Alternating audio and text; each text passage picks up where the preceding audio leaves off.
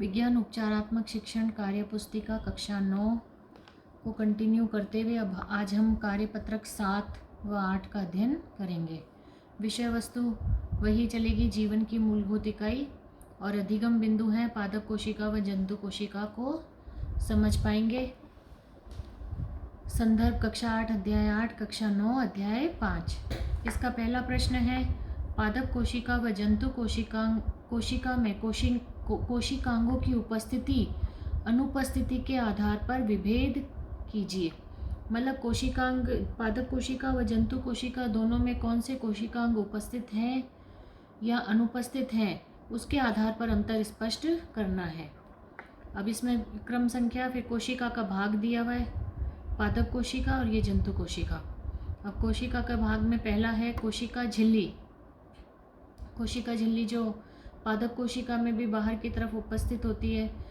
पादप कोशिका में कोशिका भित्ति, सबसे बाहर की तरफ कोशिका भित्ति होती है और उसके अंदर की तरफ कोशिका झिल्ली पाई जाती है, तो मतलब उपस्थित। जंतु कोशिका में तो कोशिका झिल्ली होती है, बाहर की तरफ जो आवरण होता है तो उपस्थित होती है ये भी। फिर है कोशिका भित्ति। कोशिका भित्ति जो है ये पादप कोशिका में पाई जाती है, जो मैंने कल बताया था, सेल्यूलोज की बनी हुई होती है और उसको दृढ़ता प्रदान करती है कोशिका को, ठीक है। और ये जंतु कोशिका में कोशिका भित्ति अनुपस्थित होती है। जंतु कोशिका में सिर्फ क्या पाई जाती है, कोशिका झिल्ली पाई जाती है, जबकि पादप कोशिका में कोशिका झिल्ली भी उपस्थित होती है और कोशिका भित्ति भी उपस्थित होती है। अब है केंद्रक। केंद्रक तो देखो दोनों में पाया जाता है, दोनों में उपस्थित मैंने बताया था कि पादप कोशिका में थोड़ा सा एक तरफ होता है क्योंकि उसमें रिक्तिकाएं बड़ी होती है, जबकि जंतु कोशिका में मध्य में केंद्रक पाया जाता है, तो ये उपस्थित हो गया। केंद्रक झिल्ली। केंद्रक झिल्ली, केंद्रक के चारों तरफ जो आवरण होता है वो केंद्रक झिल्ली कहलाता है, तो ये उपस्थित होती है, इसमें भी उपस्थित होती है, ठीक है। आगे हम पढ़ेंगे प्रोकैरियोटिक कोशिका, तो उसमें जो केंद्रक होता है ना, उस प्रोकैरियोटिक और यूकैरियोटिक कोशिका पढ़ेंगे। तो जो प्रोकैरियोटिक कोशिकाएं होती है ना, उसमें जो केंद्रक होता है उसमें केंद्रक झिल्ली अनुपस्थित होती है और जो आनुवांशिक पदार्थ होता है ना वो बिखरा हुआ रहता है कोशिका के अंदर, ठीक है। तो वो आगे अपन कार्यपत्रक 8 में उसका अध्ययन करेंगे। तो केंद्रक झिल्ली तो पादप कोशिका में भी होती है और जंतु कोशिका में भी पाई जाती है, ठीक है। कोशिका द्रव्य। कोशिका द्रव्य मतलब कोशिका के अंदर जो पूरा द्रव्य होता है जिसमें कोशिकांग उपस्थित होते हैं, तो ये तो दोनों में ही है। कोशिका द्रव्य उपस्थित। हरित लवक। अब हरित लवक तो देखो पादप कोशिका में पाया जाता है, जबकि जंतु कोशिका में अनुपस्थित होता है, ठीक है। रिक्तिकाएं। रिक्तिकाएं पादप कोशिका में भी होती है और जंतु कोशिका में भी होती है, तो पादप कोशिका में भी उपस्थित और जंतु कोशिका में भी उपस्थित, जबकि पादप कोशिका में रिक्तिकाओं का आकार जो होता है वो बड़ा होता है, जबकि इसमें छोटी होती है जंतु कोशिका में, ठीक है। आगे ये आपको समझ में उपस्थिति और अनुपस्थिति के आधार पर इसको आपको सारणी को भरना था, तो इस तरह से आप भी अभ्यास कीजिएगा। अब प्रश्न संख्या 2, प्रकाश संश्लेषण के लिए उत्तरदायी कोशिकांग का नाम बताइए। देखो पादप कोशिका में होता है प्रकाश संश्लेषण के लिए उत्तरदायी हरित लवक, या जिसे हम पर्णहरित कहते हैं, ठीक है। प्रकाश संश्लेषण की क्रिया में हरित लवक चाहिए, है ना, पेड़ पौधों को, और प्रकाश चाहिए, और जल, खनिज लवण, इन सब की उपस्थिति में पत्तियों के अंदर पौधों में भोजन निर्माण की क्रिया होती है, ठीक है। तो प्रकाश संश्लेषण के लिए उत्तरदायी कोशिकांग का नाम क्या हो गया, हरित लवक या पर्णहरित। प्रश्न 3, यदि गोल्जी उपकरण न हो तो कोशिका के जीवन में क्या होगा। तो देखो अगर गोल्जी उपकरण, अभी मैंने कल बताया था, गोल्जी उपकरण दोनों में पाया जाता है, जंतु कोशिका में भी होता है और पादप कोशिका में भी पाया जाता है। लाइसोसोम का निर्माण करता है गोल्जी उपकरण, तो लाइसोसोम का निर्माण नहीं होगा। जो पाचक एंजाइम होते हैं वह हार्मोन बनते हैं, तो वो इसी गोल्जी उपकरण के द्वारा ही बनते हैं, तो उनका निर्माण भी नहीं हो पाएगा। अंतःप्रद्रवी जालिका में बने पदार्थों का स्थानांतरण भी नहीं होगा। अंतःप्रद्रवी जालिका मतलब जालिका, एक जाल जैसी संरचना कोशिका के अंदर, कोशिका द्रव्य के अंदर फैली हुई होती है, ठीक है। और अंतःप्रद्रवी जालिका जो होती है ना, ये भी 2 प्रकार की होती है, चिकनी व खुरदरी।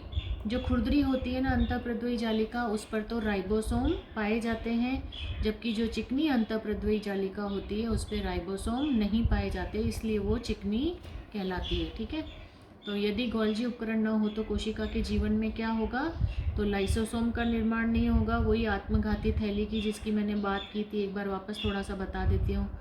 लाइसोसोम को आत्मघाती थैली भी कहा जाता है, क्योंकि कई बार ये क्या करता है, इसके अंदर पाचक एंजाइम होते हैं जो कोशिका के अंदर, कोशिका द्रव्य में जो अपशिष्ट फैले हुए होते हैं ना, उनको पचाकर उनकी सफाई का कार्य करता है। लेकिन कई बार ये पूरी कोशिका को ही पचा डालता है, तो इसलिए इसको आत्मघाती थैली भी कहा जाता है। पाचक एंजाइम नहीं बनेंगे गोल्जी उपकरण में, हार्मोन का निर्माण नहीं हो पाएगा, अंतःप्रद्रवी जालिका में बने पदार्थों का स्थानांतरण नहीं होगा। ठीक है, तो प्रश्न संख्या 4, ल्यूकोप्लास्ट का प्राथमिक कार्य क्या है? ल्यूकोप्लास्ट पोषक तत्वों को जमा करता है। ठीक है, तो ल्यूकोप्लास्ट का क्या कार्य हो गया? पोषक तत्वों को जमा करता है। अब प्रश्न संख्या 5, कोशिका में गुणसूत्र कहाँ पाए जाते हैं?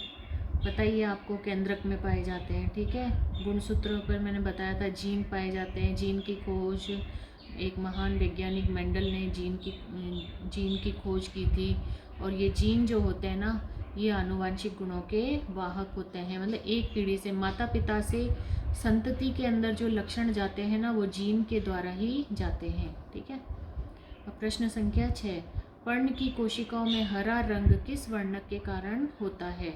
तो पत्तियों के अंदर हरा रंग किस वर्णक के कारण होता है? हरित लवक या पर्णहरित के कारण होता है।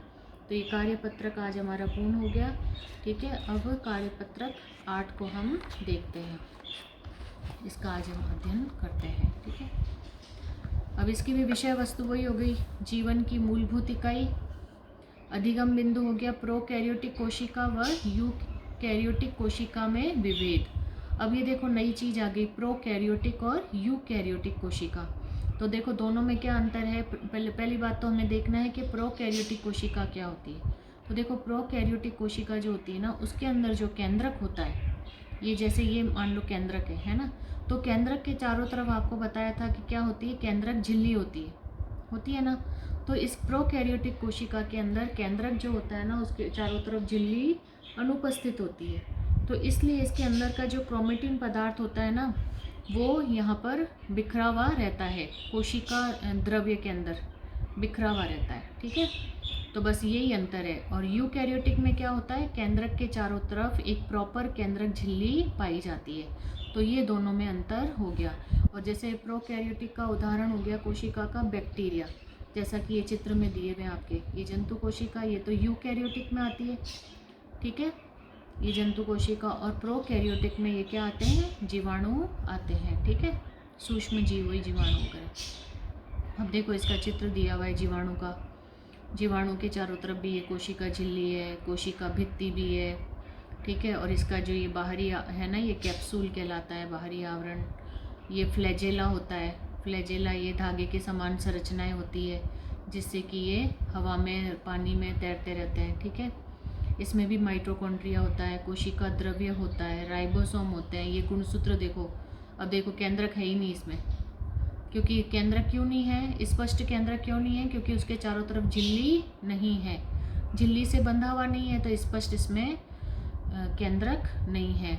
और ये प्लेज्मिड है, ये आनुवांशिक तत्व होते हैं। ठीक है, ये जीन होते हैं, ये प्लेज्मिड जो होते हैं। ठीक है, अब ये जंतु कोशिका का तो आपको पता ही है, ये गोल्जी उपकरण हो गया, इसके अंदर प्लाज्मा झिल्ली, तारक केंद्र, ये लाइसोसोम, राइबोसोम, माइटोकॉन्ड्रिया, अंतःप्रद्रवी जालिका, कोशिका द्रव्य, केंद्रक आवरण, केंद्रक के चारों तरफ का आवरण, चिकनी अंतःद्रव्यी जालिका, ये केंद्रिक हो गया अंदर। ठीक है, तो ये चित्र आप ये वाले जो चित्र दिए गए हैं ना, ये जीवाणु का, इसको आप अपनी नोटबुक में बना लेना और इसका अभ्यास कर लेना और उसे नामांकित भी करना। अब देखो इसी के आधार पर, अब इसको हमने चित्रों को समझ लिया है, अब इस प्रश्न को हम हल करेंगे। ठीक है, अब देखो प्रश्न क्या है, निम्नांकित चित्रों में कोशिकांगों की झिल्ली की उपस्थिति के आधार पर सारणी को पूरा कीजिए। तो माइटोकॉन्ड्रिया है ना, कोशिकांग क्या है, माइटोकॉन्ड्रिया, अब जीवाणु में कोशिका झिल्ली उपस्थित होती है, माइटोकॉन्ड्रिया में तो कोशिका झिल्ली होती है और जंतु कोशिका में भी माइटोकॉन्ड्रिया के ऊपर झिल्ली उपस्थित होती है। ठीक है। अब केंद्रक की मेन बात है, देखो प्रोकैरियोटिक और यूकैरियोटिक में यही अंतर है बस, कि जो केंद्रक होता है, केंद्रक जो होता है ना, उसमें जीवाणु यानी प्रोकैरियोटिक कोशिका। ठीक है। तो प्रोकैरियोटिक कोशिका में केंद्रक के चारों तरफ झिल्ली अनुपस्थित होती है। ठीक है। और जंतु कोशिका में तो उपस्थित होती है, मतलब यूकैरियोटिक कोशिका, जंतु कोशिका ये किस में आती है, यूकैरियोटिक कोशिका में।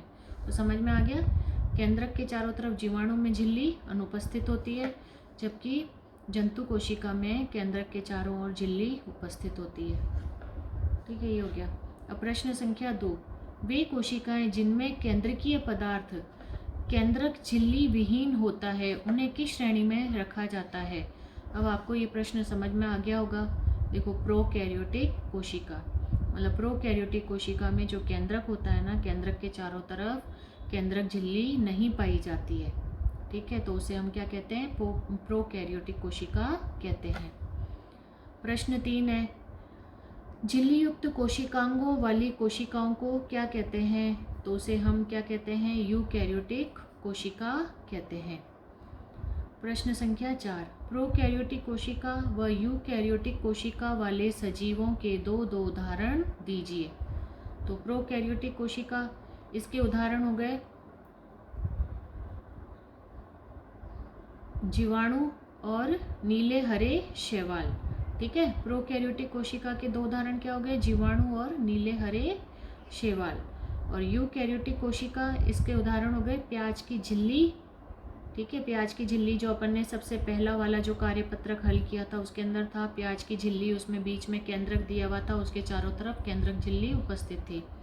और पौधे एवं जंतुओं की जो कोशिका होती है वो सब किसके अंदर आती है, यूकैरियोटिक कोशिका के अंदर आती है। अब शिक्षक प्रतिपुष्टि और हस्ताक्षर। ठीक है, अब ये आज हमारा कार्यपत्रक 7 और 8 पूर्ण हो चुका है। और बच्चों, आपको ये मेरा पढ़ाने का तरीका कैसा लगा, अगर अच्छा पसंद आए आपको तो आप मेरे चैनल को सब्सक्राइब कीजिए, लाइक कीजिए, कमेंट ज़रूर कीजिए और शेयर भी कीजिए। धन्यवाद।